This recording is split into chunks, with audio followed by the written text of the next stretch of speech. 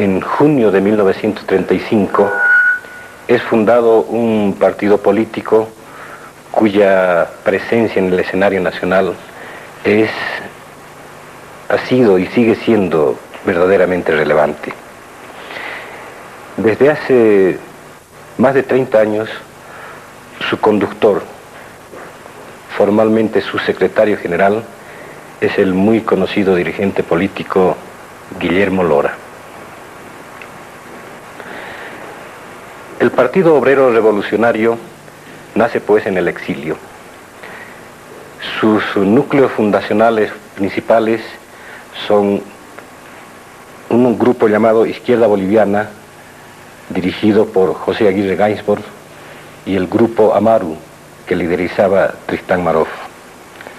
El POR nace como la sección boliviana de la entonces llamada oposición de izquierda trotskista, que poco después habría de convertirse en la Cuarta Internacional.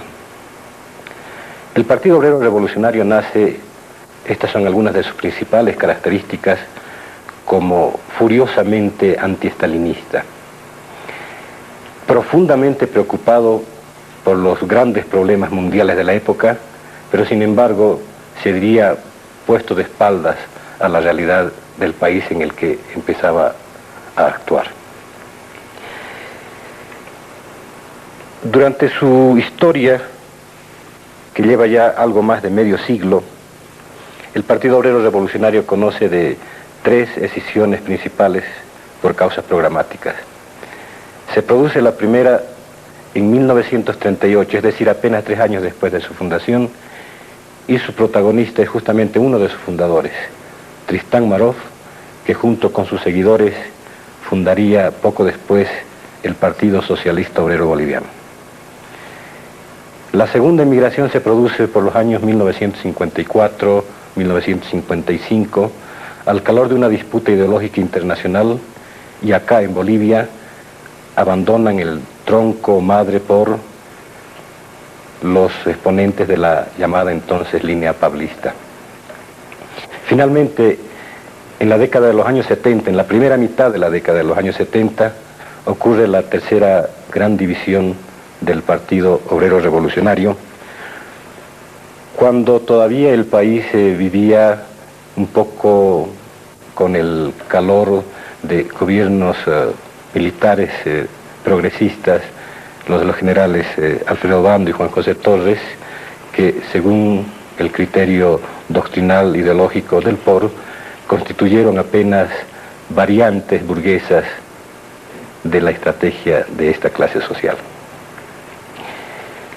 Por estos motivos linealmente expuestos y otros que habremos de ir conociendo esta noche, podríamos decir que el Partido Obrero Revolucionario se constituye en un punto de referencia para el esclarecimiento de los acontecimientos que tuvieron a nuestro país por escenario durante un ya largo medio siglo.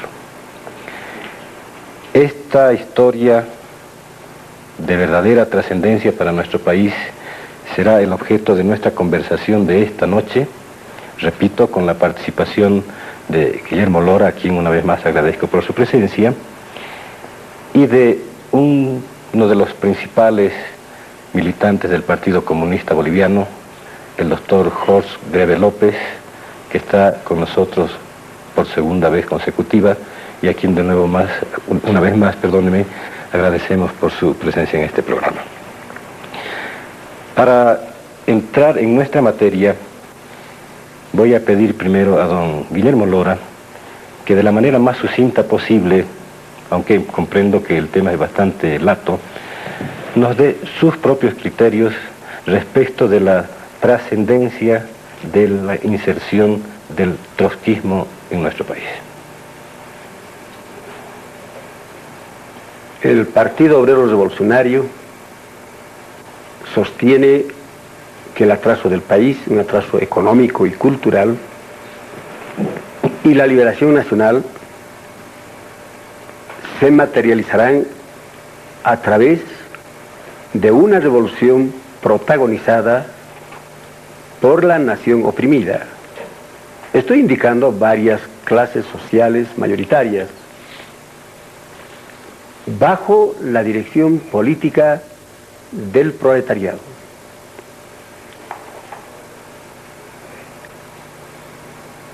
Esta revolución levantará sobre los escombros del Estado burgués y basándose en las organizaciones de masas que debutan y se desarrollan como órganos de poder, la dictadura del proletariado.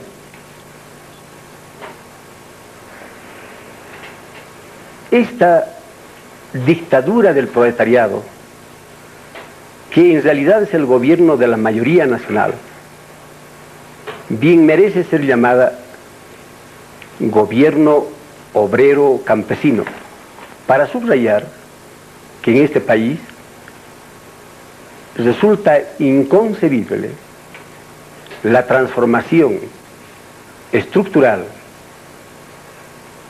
y el afianzamiento del movimiento revolucionario al margen de la participación de los sectores campesinos mayoritarios, que el pueblo los considera naciones clases, naciones mayoritarias oprimidas por una minoría pretendidamente blancoide.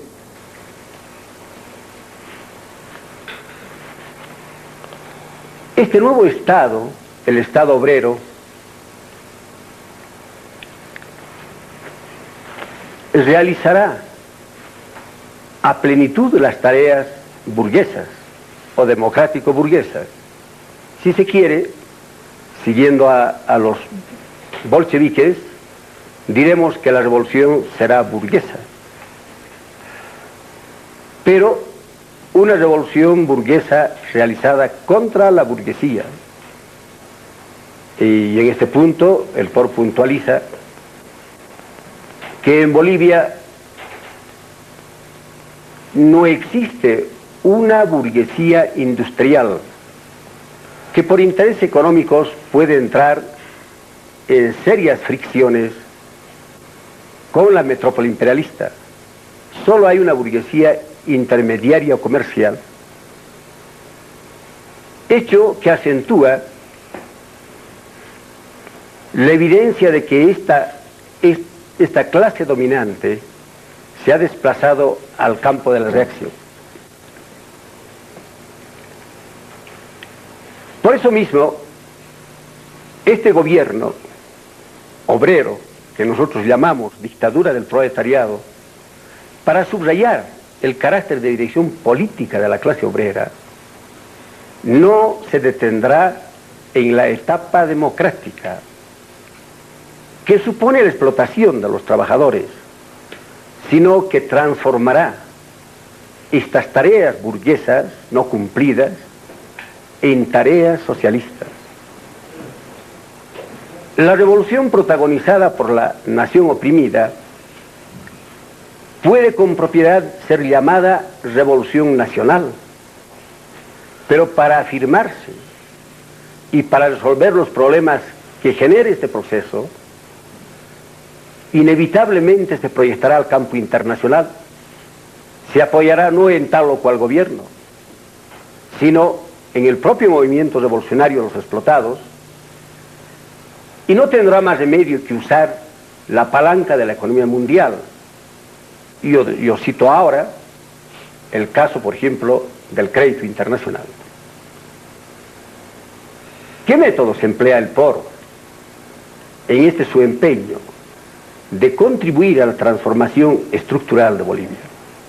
Los métodos propios de la revolución proletaria, es decir, la acción directa y la movilización de las masas. Está en la trinchera de la lucha de clases, repudia el colaboracionismo y cuando le toca actuar en el Parlamento, subordina este método burgués a los métodos propios de la clase obrera. Los explotados llegarán al poder por la vía insurreccional. Tal vez este sea el punto que con mayor nitidez nos separe de las otras concepciones políticas de izquierda. Por ejemplo, con las concepciones que plantea el stalinismo. Nosotros no creemos que sea válida la tesis de que el desarrollo contemporáneo de la democracia ha relegado a un segundo plano la revolución proletaria y la insurrección, o que se puede llegar al socialismo a través de la colaboración con la burguesía. ¿No? Mucho más repudiamos las concepciones del eurocomunismo.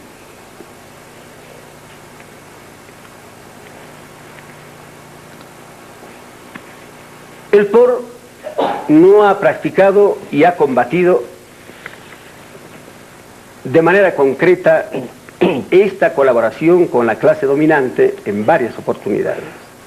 Durante el gobierno del general Torres, el POR actuó en medio del comando político del pueblo y de la COP. Batalló tenazmente, apoyado por algunos grupos y en oposición con el PCB, para no dar lugar a que los representantes obreros se sumasen al gabinete del general.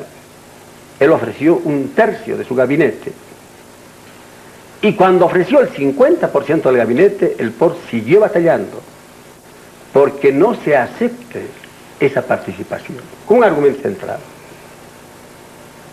Los obreros, los representantes obreros, y quienes se llaman revolucionarios, solo pueden participar en un gobierno obrero y no en un gobierno burgués, aunque éste sea nacionalista y sea popular.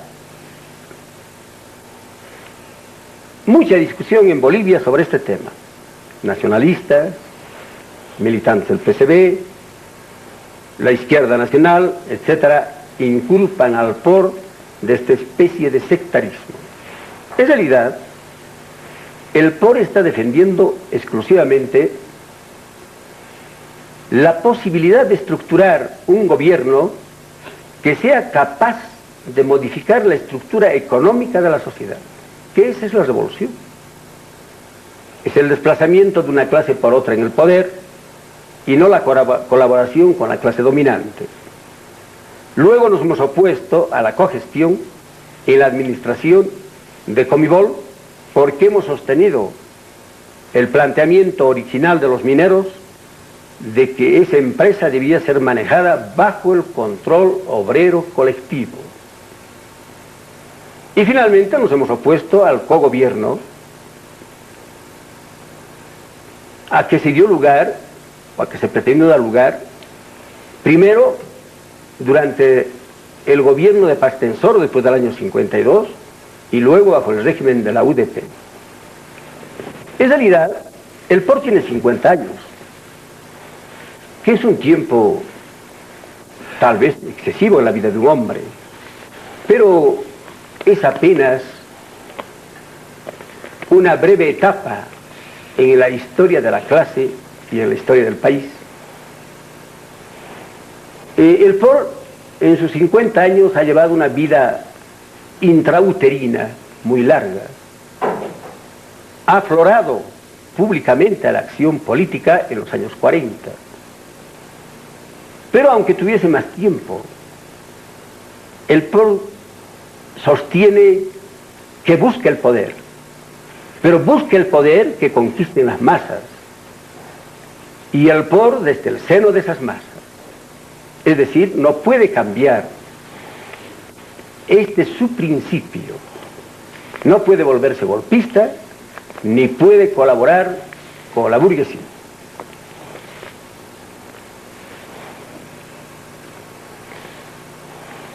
¿Cómo plantea el proceso de participación de las masas en la revolución?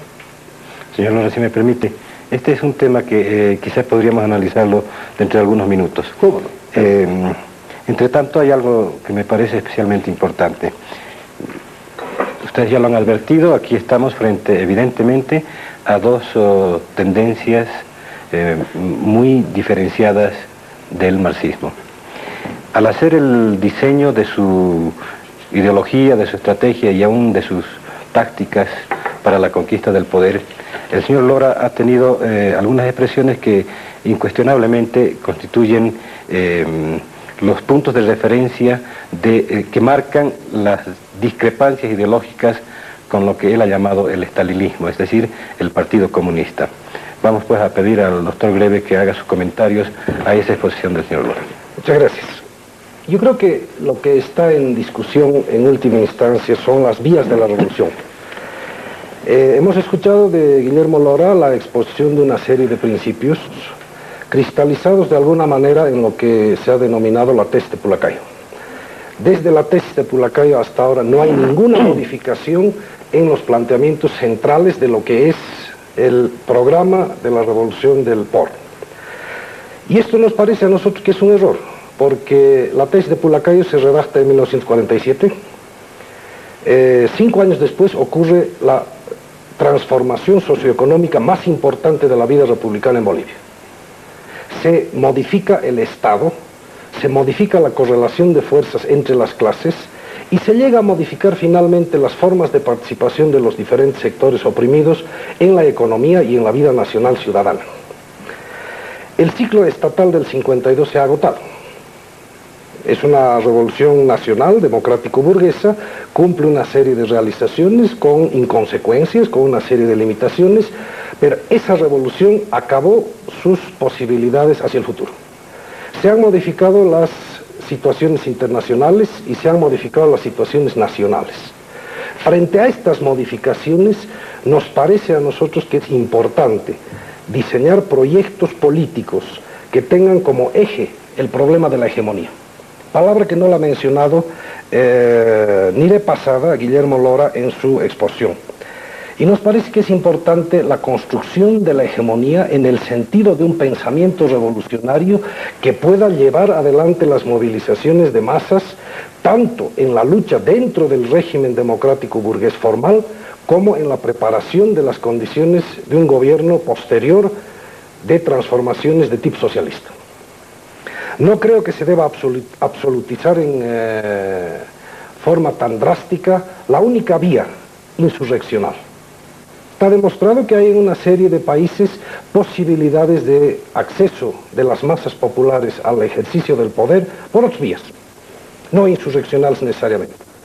Y no vale la pena dogmatizar una sola vía. Creo que es importante que en función de la capacidad de construcción hegemónica, las masas opten por aquella vía que corresponda a la correlación específica de fuerzas en lo nacional. ¿Incluida la vía electoral?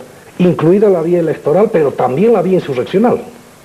Y tenemos que decir que la revolución más importante en las relaciones de producción en Bolivia ocurre por la vía insurreccional. O sea que no somos nosotros los primeros en renunciar a esta vía.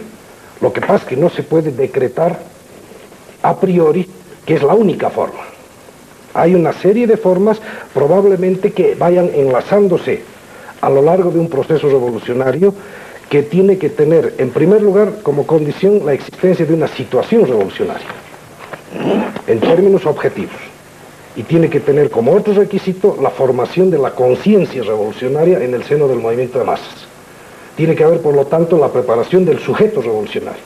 Y hoy en día, en este mes, en 1986 en Bolivia, creo que tenemos que preocuparnos seriamente por analizar nuestra realidad boliviana tal cual es, y no tal cual quisiéramos que sea. En este sentido, las diferentes rupturas ideológico-programáticas en el seno del POR han reflejado más discusiones de tipo internacional. Casi en ningún caso se puede decir que han surgido de un debate ideológico-político en el seno del movimiento revolucionario interno del país. O sea que, según usted, el POR visualiza un país deseable, pero no el país real. Yo creo que esa es una de las grandes debilidades del POR, y en particular del trotskismo boliviano. Llama la atención en el cotejo con otro tipo de experiencias trotskistas en el mundo, las debilidades del análisis económico del trotskismo local. El trotskismo en el mundo ha producido una serie de economistas de buena factura y análisis en materia económica bastante rigurosos y dignos de ser leídos. En materia económica en Bolivia parece que el trotskismo no ha logrado elaborar una visión más enriquecida de lo que es la realidad boliviana, incluyendo la gran transformación del 52. Sus planteamientos siguen correspondiendo a un ciclo anterior a la revolución del 52. Señor Lora, algo que hace relación con los conceptos que acaba de vertir el doctor Greve. Y de esta manera recojo un concepto bastante generalizado, aunque creo que no lo suficientemente esclarecido dentro de la clase dirigente de nuestro país, particularmente en los sectores político y sindical. El Partido Obrero Revolucionario, aunque usted hizo ya alguna alusión al tema, tiene 51 años de vida en nuestro país, 30 bajo su conducción. Usted ha señalado las estrategias y los objetivos centrales, los grandes objetivos históricos del Partido Obrero Revolucionario. La pregunta es, ¿cuánto se ha avanzado bajo la conducción del POR en dirección a esa meta histórica? Sí. Las expresiones del doctor son lamentables para un marxista. En realidad no se puede hacer política ni polémica si no se conoce el pensamiento del adversario. La tesis de Pulacayo es, ni duda cabe, un importante documento. ¿En qué? En el problema de la discusión que se encamina a comprender lo que es Bolivia y lo que son los países latinoamericanos. Y yo le voy a decir lo siguiente: el PCB en su última reunión copia la tesis de Pulacayo y da la siguiente caracterización. No le estoy mintiendo, lo que haría sospechar de que no ha leído los documentos de su partido. Caracterizan a Bolivia como un país capitalista, atrasado, dependiente. No, textual. Esa caracterización, que es fundamental, porque va a señalar el tipo de revolución que debe plantearse en el país, dada la tesis de Pulacayo. Pero el POR no es eso. El POR es la teoría de la revolución boliviana, acertada o equivocada. Es la teoría de la revolución boliviana. Es decir, es el análisis de la comprensión de la estructura económica del país y de su contradicción. Y le voy a citar un caso concreto que está en los escritos del POR. ¿Cuál es esa contradicción? ¿Qué es la esencia del marxismo? Ese es el materialismo histórico, es la aplicación del materialismo dialéctico. Hay que buscar la base material de esa sociedad y su contradicción. Esa contradicción va a determinar las grandes líneas de la transformación del país, no por 10 años, por 15 años, por toda la etapa histórica, mientras no desaparezca el capitalismo en el país. La contradicción existente entre las fuerzas productivas que ya no se desarrollan ante la presencia de la propiedad, de la gran propiedad privada burguesa, en la que hay que incluir a la propiedad imperialista, y al mismo tiempo en el agro, la contradicción entre la imposibilidad del desarrollo de las fuerzas productivas y la presencia de la parcela campesina. Bueno, el POR parte de eso. Rompe todos los esquemas, todas las generalizaciones. Bueno, al doctor le admira de que no haya un texto de economía escrito por los poristas. Eso es lo que le admira. Esa es la superestructura. Esa es la teoría económica. No es la estructura. Claro, seguramente lo cita Mandel, pero es un revisionista como los son los stalinistas. Exactamente eso. Para él, todavía en el mundo están creciendo las fuerzas productivas. Es imposible una revolución acaudillada por el proletariado. Bueno, ahora, sorprende enormemente que un marxista diga que lo que hace falta es el discurso hegemónico y el nuevo sujeto revolucionario, es decir, una nueva teoría. ¿Por qué esa nueva teoría? Porque ha entrado en crisis la concepción marxista. Ese es un revisionismo incluso dentro de la concepción stalinista. ¿Hegemonía de qué? De una elaboración programática. Claro. Todos los partidos proponen eso. Y los que no lo proponen no hacen más que traducir la influencia de la burguesía. El POR propone exactamente. Propone un programa que pretende ser la expresión de las tendencias fundamentales del desarrollo histórico en Bolivia. Eso propone. Ahora, que no ha comprendido la revolución del año 52, que la revolución del año 52 modificó la estructura del país y, por tanto, importó la liquidación total de un modelo de Estado. No. El MNR retornó al viejo Estado. Y el POR ha dicho una y otra vez, y lo ha dicho contra el PCB, cuando el PCB apoyaba incondicionalmente al primer gobierno del MNR, en el seno de la COP, representada por Almaraz y otros. El POR ha dicho que esa revolución resultó frustrada porque la clase obrera destruyó el aparato del Estado, pero no logró tomar el poder, y el MNR se encargó de reestructurar ese Estado. Indudablemente el POR pudo haber cometido en su vida un equívoco en lo que se refiere a la limitación de su pensamiento, al aparecer únicamente como anti-estalinista, ignorando la presencia del nacionalismo. Pero ¿qué es, pues, el estalinismo ahora? Es menchevismo recalentado. Es exactamente el basamento teórico del nacionalismo burgués. Ahí se hermanan, por eso se cooperan. El POR es no solo el actor en esta historia, es la conciencia en esta historia. Es el gran juez de la experiencia nacionalista más grande que hay en el país. Mientras el PCB coyunturalmente apoyaba al MNR, declarándolo antiimperialista y revolucionario, el POR desarrolló el planteamiento programático imprescindible para la lucha política, de que las masas estaban de paso por el MNR y que este MNR furiosamente anti-yanqui iba a acabar de rodillas ante el Departamento de Estado. Lo que no pudo decir es que todo este proceso trágico iba a resumirse en un personaje, Víctor Paz Tensor. En fin, los ritmos del desarrollo político en Bolivia han determinado este fenómeno. Pero ¿por qué no hacemos un punto aquí?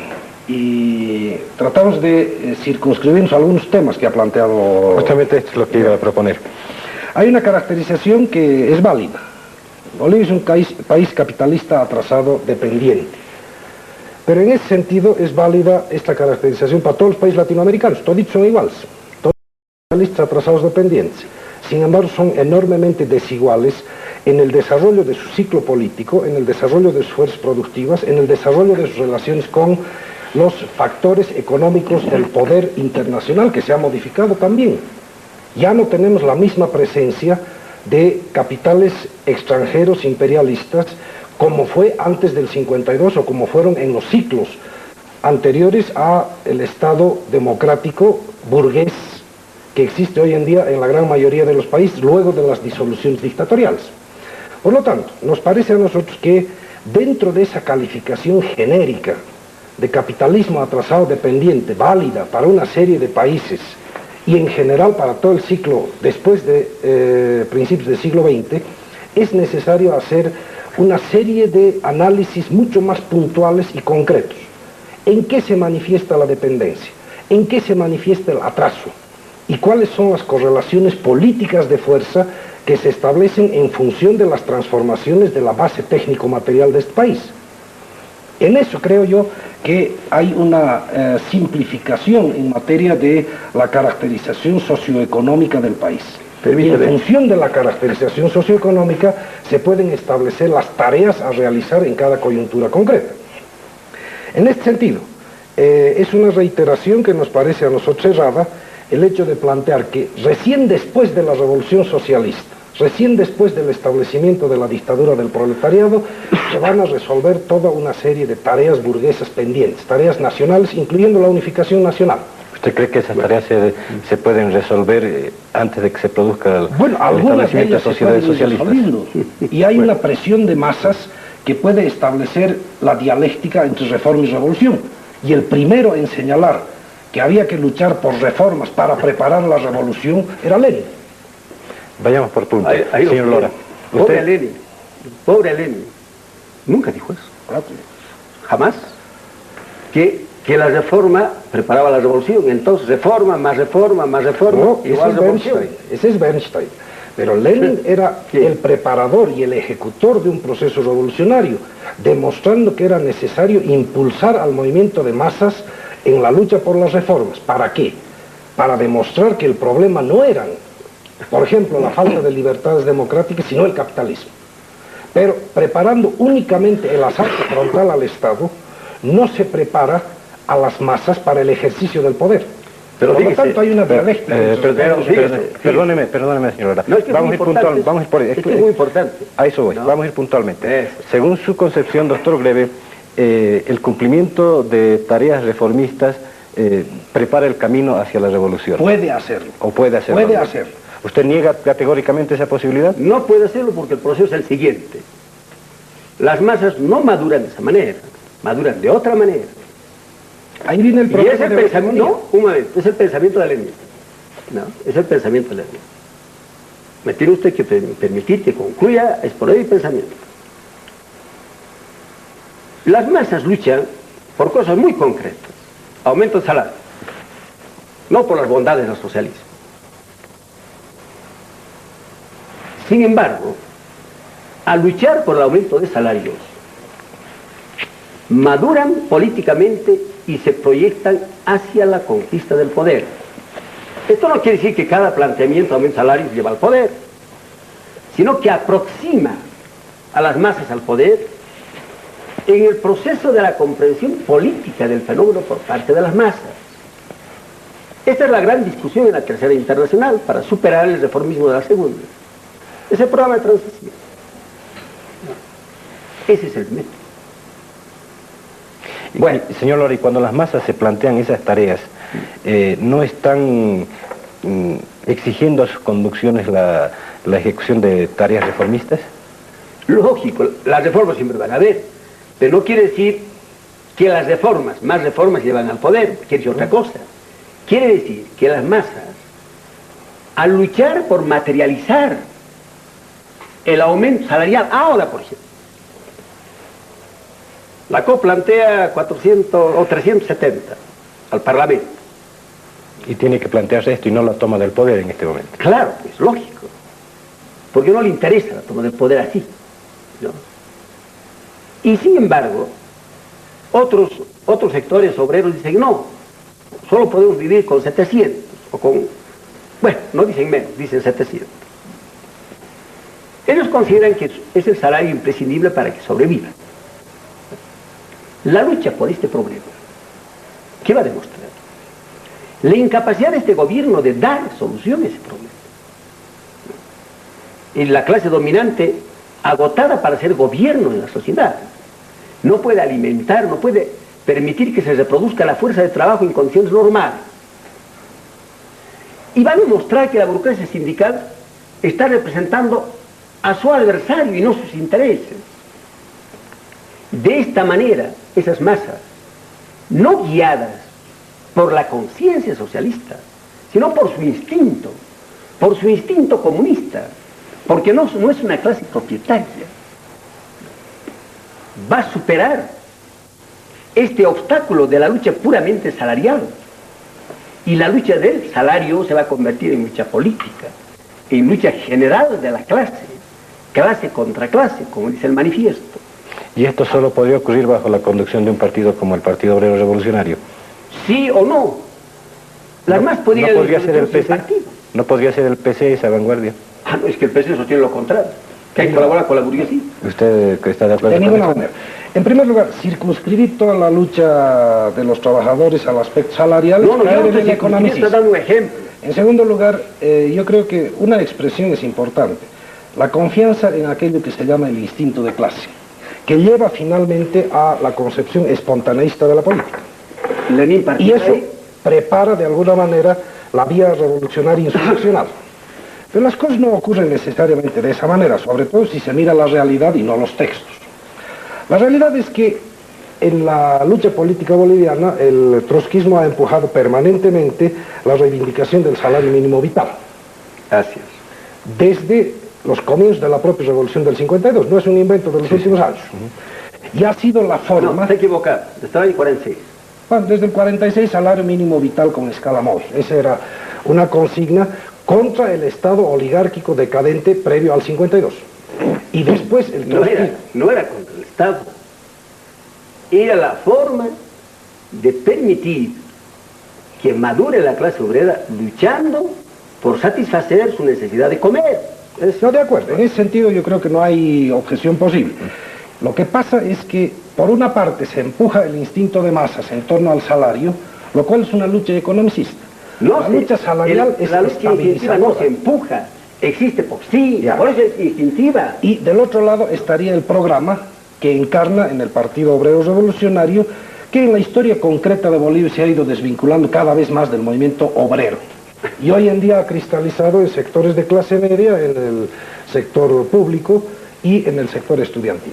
La presencia que fue de alguna manera importante en la década del 60 y a los comienzos del 70 de la ideología trotskista en el seno del movimiento obrero y particularmente en la Federación de Mineros se ha esfumado. En realidad estamos Queda hablando muy poco. dos lenguajes diferentes, ¿no? Un lenguaje marxista y un lenguaje totalmente extraño al marxismo. ¿Qué es el programa? Para el doctor, el programa es algo opuesto y distinto al instinto. Así es. ¿No? Así es. La conciencia de clase, ¿qué es? Es un salto cualitativo del instinto. Es la conciencia. ¿Y qué es el precisamente. marxismo? Es la expresión consciente del inconsciente impulso de la masa. Porque ¿de dónde viene ese instinto? Del lugar que ocupa el proletariado en el proceso de la producción, De acuerdo. de esa realidad material. Entonces el marxismo descubre las leyes de ese proceso. Ese es el programa. No se puede poner un abismo y decir el instinto por acá y la conciencia por allá. Así es. Como si no fuera en realidad ligadas internamente. De tal modo que no se puede plantear de esa manera. En realidad el intento de juzgar por parte de los TOD es totalmente equivocado. No puede juzgar al pobre de esa manera, porque es absurda esa manera de juzgar al pobre. Vale, vamos a ver. Perdóneme, las expresiones que acabamos de escuchar constituyen un retorno a una pregunta que yo hice que por razones de método no fue contestada. Creo que fue Claro. adecuado que Sí. no fuera contestada en ese momento. Yo voy a revertir y la pregunta la voy a hacer al doctor Greve. La pregunta era porque justamente su crítica se ha centrado de manera sustantiva en ese aspecto. No pretendo que nos abstraigamos de la consideración de los temas ideológicos, pero que en lo posible, al considerarlos, los hagamos dentro de un marco de referencia de hechos prácticos y del problema que hace a nuestro país. La pregunta hecha al señor Lora, y que se la voy a plantear a usted y luego dirá lo suyo también el señor Lora, es, en estos 50 años de trotskismo en Bolivia, ¿hasta dónde cree usted que el Partido Obrero Revolucionario ha avanzado hacia la conquista de la meta histórica que diseñó en su exposición original el señor Lora? Yo creo que se ha alejado sistemáticamente de una presencia en el seno de las masas con una gran capacidad de irradiación, donde Guillermo Lora tiene una importancia significativa, ha producido más folletos que ningún político boliviano, es indudable. Folletos que en alguna manera tenían vigencia en el seno de las masas durante cierta época. Si las masas hubieran reflexionado más a fondo las cosas, probablemente las cosas serían mejor. Pero de todas maneras, lo que ha faltado es la construcción sistemática de aquello que el marxismo llama la fusión, que es la construcción de un genuino partido de masas donde se fusionen la ideología científica del marxismo con el movimiento espontáneo obrero. Y por lo tanto, el POR lo que ha hecho es cabalgar sobre el espontaneísmo del movimiento obrero y ha ido perdiendo sistemáticamente a lo largo del agotamiento del ciclo estatal de la Revolución del 52 su presencia en el seno de las masas. Hoy en día, sus frentes, donde tiene vigencia, donde todavía disputa con algunas otras fracciones de la izquierda, son la universidad y ciertos sectores de la clase media de empleo estatal. Por lo tanto, lo que no se ha cumplido en el proyecto revolucionario que dice plantear el POR es este aspecto de la construcción de un genuino partido revolucionario donde se fusione el espontaneísmo instintivo de las masas dirigidas por una conciencia científica, que es lo que plantea el marxismo desde Ludwig Feuerbach y la crítica de la filosofía alemana. Entonces, tenemos aquí necesariamente que ver que de una presencia importante en el movimiento obrero era una característica muy singular de Bolivia con respecto a cualquier otro país latinoamericano, se ha ido haciendo cada vez más escueta la presencia ideológica, programática y de capacidad genuina de conducción del movimiento obrero. Esto tiene que ver con la vigencia de cierto tipo de corrientes hegemónicas en el seno del movimiento más, que es el nacionalismo revolucionario, que hoy en día está agotado y está en crisis. Su sustitución debería hacerse en función de otra ideología hegemónica, el marxismo. Pero eso hay que construirlo en función de una lectura correcta de la realidad boliviana social, incluyendo a todas las clases sociales, incluyendo la correlación de fuerzas políticas, incluyendo las transformaciones estatales y el carácter de la coyuntura.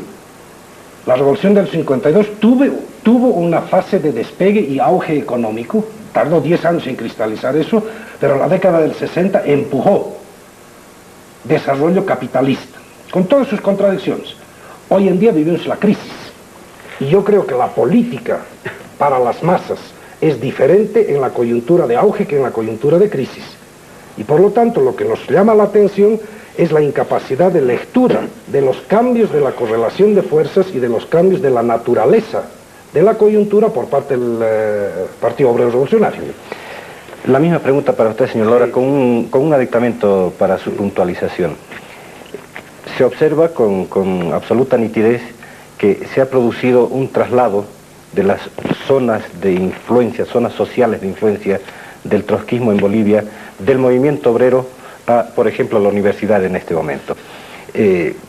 Creo que lo esencial es un esclarecimiento en este punto respecto de lo siguiente. ¿A qué atribuye usted esa pérdida de influencia en el movimiento obrero? ¿A la obsolescencia de su prédica ideológica? ¿A que hay otros planteamientos doctrinales que están más acordes con la realidad de nuestro país y con el momento histórico que vive en general la humanidad? ¿O a algún otro aspecto? ¿O no es real este desplazamiento? En realidad hay falta de comprensión de los fenómenos históricos. Y eso es lamentable en un marxista. Es perdonable, por ejemplo, en un nacionalista, ¿no? Ni Feuerbach fue marxista, ¿no? Ni tampoco existe una función de instinto con programa. Porque el programa es la superación cualitativa del instinto. La fusión es masa y ciencia a través del partido. Pero, ¿cuál es la interrelación entre idea y masa? Eso es lo que tiene que comprender un marxista. Y es lamentable, porque el doctor dice que hay muchos folletos del POR, pero no los ha leído. No, son tantos. Por eso. Pero es lamentable, porque si se quiere comprender el pensamiento de alguien hay que leerlo. Y si no, hay que decir que uno ignora el pensamiento del adversario. Esa es la honestidad intelectual. ¿Mi pregunta, señor Lora? Sí, no, es que estoy respondiendo bien. Bueno. Tengo que responder. Sí, y voy a responder con tal amplitud. Sí, cómo no, de acuerdo. Bueno. ¿Cuál es la relación entre la idea y la masa? Indudablemente la idea, ¿no?, que nunca está totalmente bien tajada, ¿no? La idea tiene que transformarse al transformar a la masa. De modo que siempre es un anticipo. Pero esa idea, para apoderarse de las masas, que es lo que dice Marx, para que adquiera fuerza material,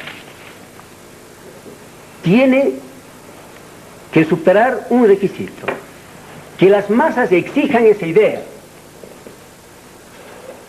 Es el momento en el cual las masas luchan contra sus libertadores. No les permiten penetrar en el seno de las masas. Y cuando las masas penetran, o mejor, la idea penetra en las masas, las transforma. La tesis de Pulacar impulsa a la masa hacia adelante, de una manera global.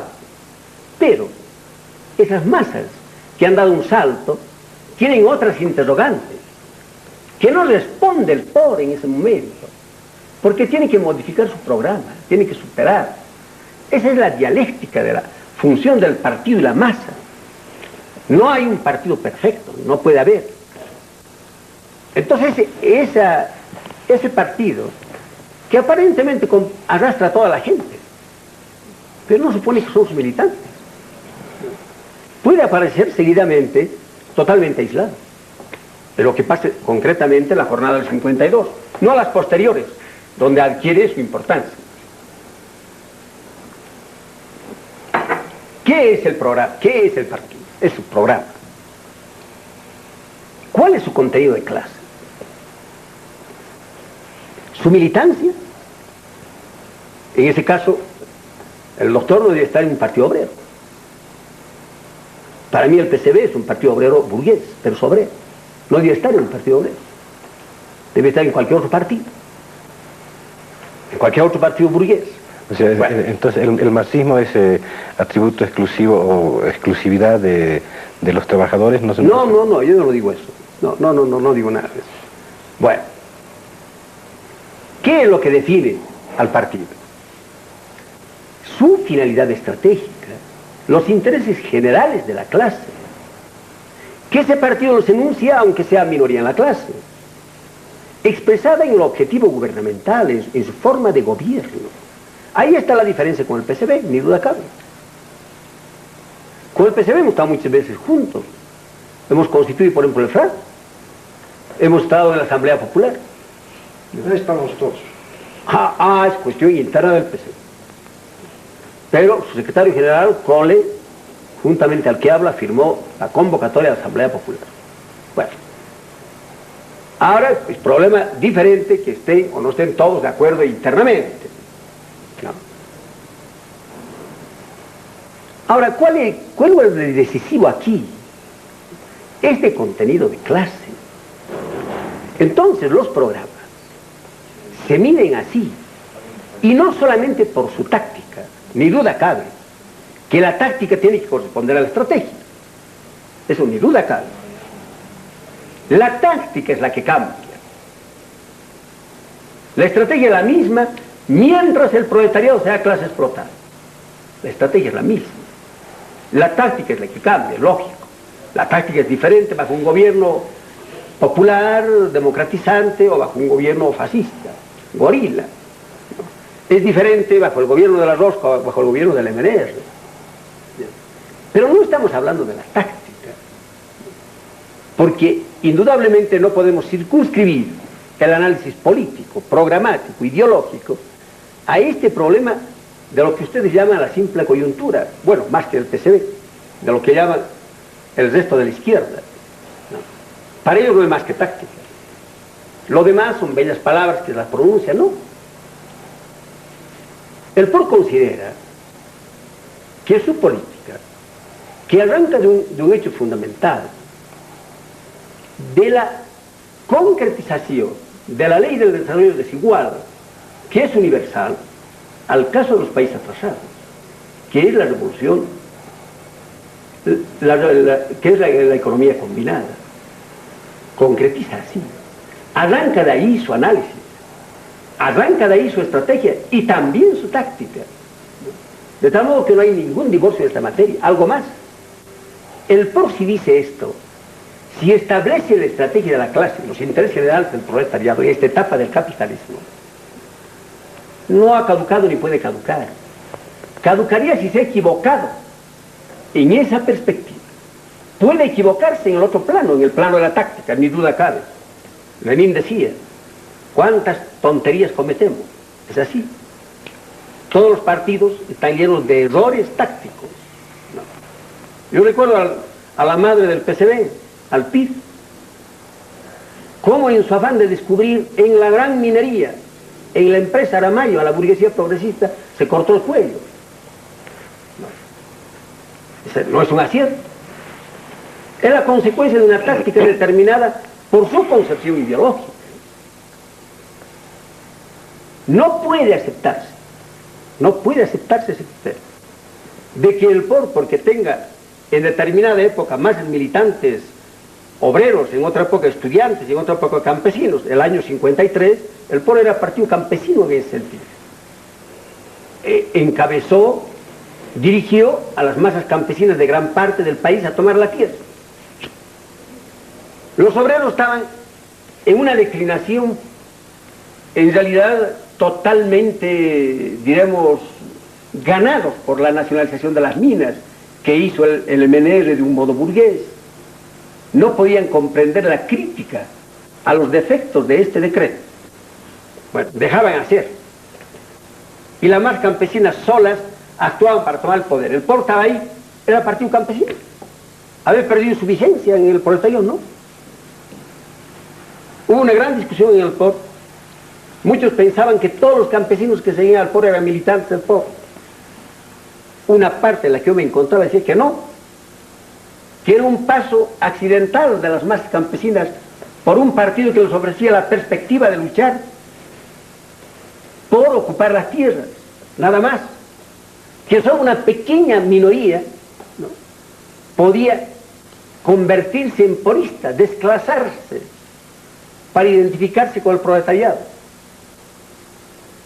Este principio elemental de que el partido es el programa y que el programa debe señalar la estrategia, que son los intereses generales de la clase, por ejemplo, ayuda a comprender por qué el partido de Mao Zedong resultó con semejante contingente campesino sin dejar de ser proletario. Ahora igual traslademos el caso. Pongamos el caso que el POR no tenga un solo militante obrero. Todos sean estudiantes. ¿Y su estrategia? ¿Y su programa? ¿Acaso en Bolivia se dice que los estudiantes pueden dirigir la revolución? No. Se dice que deben servir al proletariado. Por eso es un partido proletario. El hecho de que tenga mayor o menor militancia obrera e influencia, por ejemplo, burocrática en las direcciones sindicales, y que pueda formar aparatos para monopolizar las direcciones, como ha sucedido en el Congreso Extraordinario. Tan maravillosa demostración de la lucha de los obreros contra la burocracia. Eso indudablemente no demuestra absolutamente nada, excepto la posibilidad de penetrar en mayor o en menor medida en la clase obrera. Pero ¿quién ha extirpado al POR de la clase obrera? Nadie. Y no podrán hacerlo mientras la clase obrera no sea libre. Porque es el partido que penetra en la raíz de la clase al modificar su conciencia, al volver la clase obrera verdadera, consciente. Por eso el POR no podrá jamás ser extirpado del movimiento obrero. En otros países hay economistas del trotskismo, pero son extraños del movimiento obrero.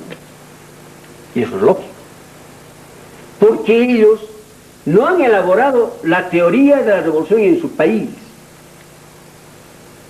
¿Acaso el POR no ha ido al conocimiento no solo del país, sino de la clase? ¿Acaso no ha aplicado su política general a los hechos concretos? Eso hace, pues. Bien, señor Lara. Yo sé cuán importante es la ideología, obviamente lo es en un grado superlativo, pero sé también que son importantes los hechos prácticos y sé sobre todo que la gran cantidad de gente que los está viendo y escuchando aspira a que ustedes le hagan algunas propuestas, aparte de ideológicas, además de ideológicas, reales, sobre hechos concretos. Y yo había planteado un tema que no ha sido dilucidado lo suficiente y creo que hace de una manera muy importante al esclarecimiento del hecho político boliviano. Yo voy a pedirle entonces primero al doctor Greve el tratamiento lo más breve posible de esta cuestión, es decir, para que luego se refiera al mismo tema del señor Lora. Las razones que, según usted, han hecho que se produzca el fenómeno de traslado de las zonas de influencia social y política del Partido Obrero Revolucionario desde los sectores obreros hasta la universidad y empleados públicos, como había dicho usted hace un momento. Bueno, yo creo que con lo que ha expuesto Guillermo Lora tenemos más o menos un panorama claro de cuáles son sus confusiones. Por una parte, la teoría del partido, circunscrita, según su concepción, exclusivamente al partido programa. Ya ha habido una larga discusión incluso en el seno del trotskismo, partido aparato, partido programa, partido... Pero yo no digo eso, no hay que deformar, no digo eso. Yo digo que no puede haber un partido que no sea programa. Tiene que tener un programa, pero tiene que tener también una serie de otras condiciones que tienen que ver con el rol del partido en pero lo cuanto... decisivo es el programa. El programa es importante. No importante, pero también decisivo, la extracción de sus militantes, y más que eso, me interesa finalmente cuál es la extracción de algunos militantes. Lo importante es que en el partido se tiene que producir la fusión entre la ideología científica y la vanguardia del movimiento obrero. El partido marxista, en última instancia, es eso. No es únicamente por extracción que se define a un partido obrero. ¿Por qué? El peronismo sería el partido obrero más importante de América Latina. Pero no es un partido revolucionario, porque no tiene su programa. No es un programa estratégicamente orientado al socialismo. Es burgués. Por lo tanto, interesa pues la relación que exista entre los diferentes componentes que hacen a la teoría del partido. Y de esa teoría del partido se desprende la capacidad de irradiación sobre los sectores oprimidos, o sobre aquellos sectores sobre los cuales se tiene fuerza ideológica, capacidad de conducción y dirección. Por lo tanto, lo que aquí nos preocupa es la erosión de la capacidad del POR de convertirse en un factor de acumulación estratégica en el seno de las masas. Ha ido desplazando precisamente su grado de irradiación por su incomprensión de las luchas democráticas. La imposibilidad de diferenciar lo que es la dictadura burguesa en sus diferentes formas de organización del poder democrático burgués es lo que ha impedido al POR participar en esto que es una de las formas más importantes de la acumulación ideológica, que es la lucha democrática en el campo estratégico político. O sea, no se comprende, en primer lugar, los ciclos del Estado burgués, porque se tiene una definición genérica del Estado, una definición genérica que dice que la resolución de los problemas concretos dentro de esta sociedad no es lo importante. Lo importante es la preparación de las condiciones insurreccionales a base de la explotación del elemento instintivo espontáneo. ¿Quién dice eso? Es más o menos lo que hemos colegido de la exposición que se ha traído.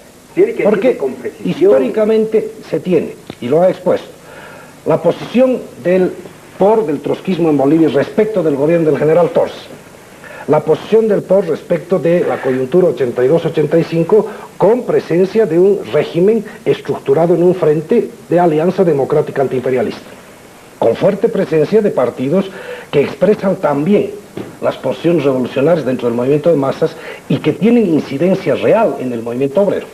Y si no la han perdido y la han logrado recuperar a pesar de los escollos y de las dificultades que se plantearon entre el 82 y el 85, es porque los trabajadores siguen a esa percepción de la política, no solamente como lucha economicista por el salario, sino también como lucha por las libertades democráticas, por la ampliación del Estado en términos de incorporar a las masas a la opción de hacer la gestión también de salida de la crisis. O sea que yo creo que el angostamiento de la irradiación del POR tiene que ver con su insuficiencia en la percepción de la diferencia entre democracia y dictadura. En segundo lugar, su insuficiencia en percibir los ciclos del Estado burgués, tal cual ocurrieron en el proceso boliviano, y su imprecisión en la definición de las tareas entre las tareas reformistas antes de la revolución y las tareas revolucionarias después de la toma del poder. Esto ha hecho que el POR se convierta en un partido endogámico donde circulan las ideas cada vez más elaboradas, pero zapateando en el mismo lugar, y que finalmente se limitan a aquellas tendencias más radicales dentro de la clase media. Cosa que es un fenómeno de los últimos años. Anteriormente el trotskismo tenía una presencia en el seno del movimiento obrero, hoy en día ya no la tiene más, salvo por esta obsesión de hacer del partido únicamente un programa. ¿Usted qué piensa, señor Lora, sobre las luchas democráticas en el campo estratégico político? Bueno, yo voy a responderle concretamente, ¿no? Y me agrada, porque nunca se ve al reformismo de cuerpo entero como ahora, ¿no? Y a un reformismo pro-burgués, abiertamente pro-burgués. Yo recuerdo que a Lenin, en un congreso, no mucho antes de la victoria de noviembre, le preguntaron, ¿y qué partido revolucionario iba a tomar el poder? Y él se levantó y dijo, nosotros. Y se les rieron. ¿Por qué no tenía eso? ¿No? La presencia hegemónica en el movimiento obrero. Ahí estaban los mencheviques, y de otro lado los sociales revolucionarios. ¿Acaso el POR no está en brava batalla contra los grandes obstáculos, el imperialismo, el gobierno burgués y la burocracia sindical que sirve a ambos, reconquistando la hegemonía y la dirección ideológica, política y ni duda cabe organizativa de las masas? ¿Acaso la gran discusión en el seno de los sindicatos obreros no es la discusión entre lo que dice el POR y dicen los otros? Es pues así, y no por virtud del POR, sino como consecuencia de lo que dice su programa sobre eso. Porque lo que pasa es que el doctor pierde de vista un punto fundamental. ¿Qué es lo que diferencia al revolucionario del reformista en esta etapa del capitalismo? El mantener la propiedad privada bajo la máscara democrática o no,